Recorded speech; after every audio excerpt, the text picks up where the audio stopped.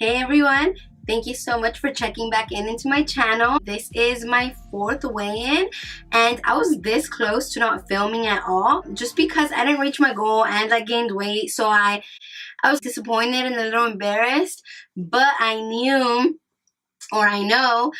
that if I don't film this weigh-in, then I'm not gonna be filming the other weigh-ins, and honestly I can't be in a roller coaster for the rest of my life.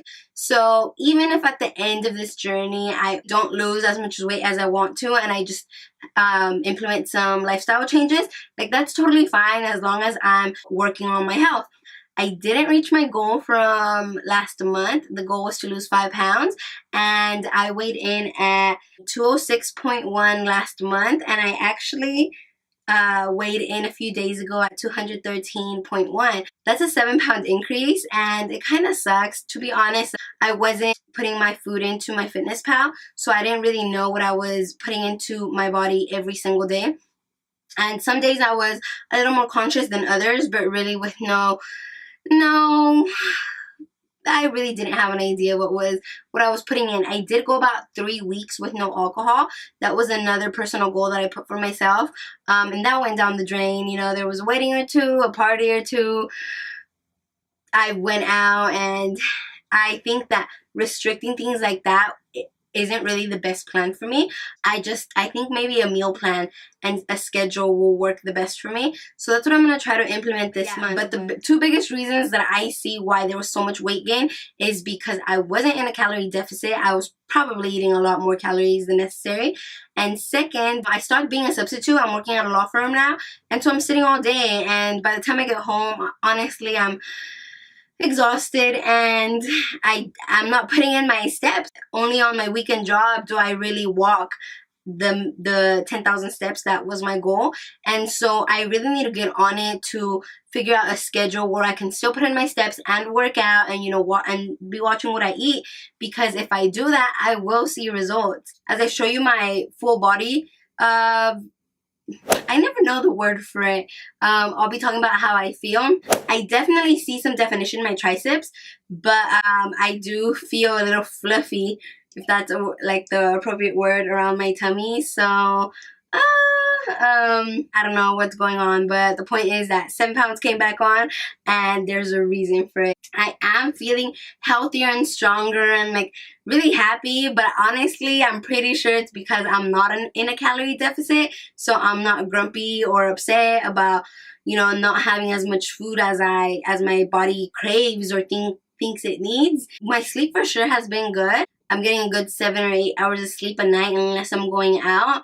And honestly, I don't go out as much as I used to. So yeah, I'm getting good sleep. I'm a grandma now and yep, it's good sleep. Like, I can't complain. I'm gonna be young forever because J-Lo says it's super important to get your good 8 or 9 hours of sleep a night. So, but to be honest, I have noticed that my palate has been changing.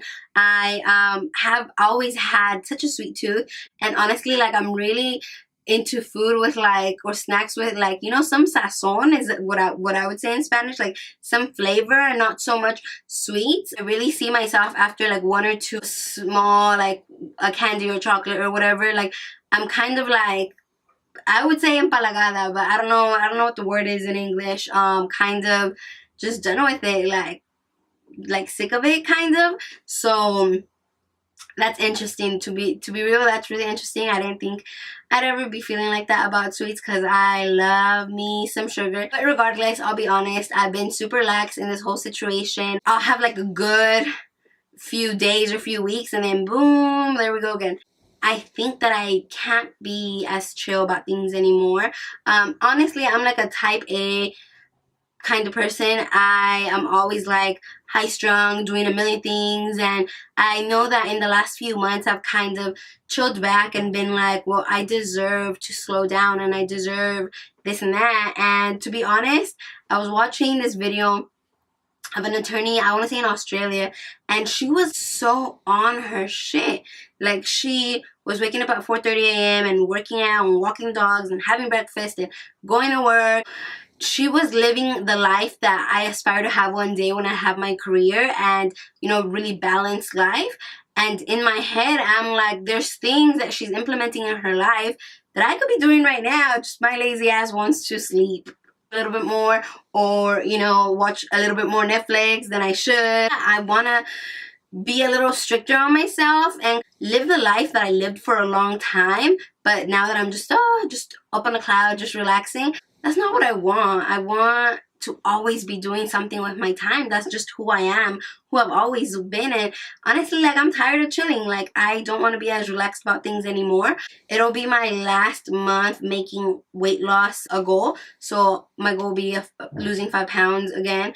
And after that, if I don't reach that, I think what I'll do is, I know the food is the problem, so I'll make changes with the food, whether it be becoming pescatarian for the month or trying keto for the month. Like, we'll see. I honestly think that I can do this by myself. I've always needed tough love to get physical changes. But I can't afford a trainer. Like, I can't afford to pay someone to scream at me and get me in line. So I need to do it myself. And if I don't, this series is gonna die out, basically.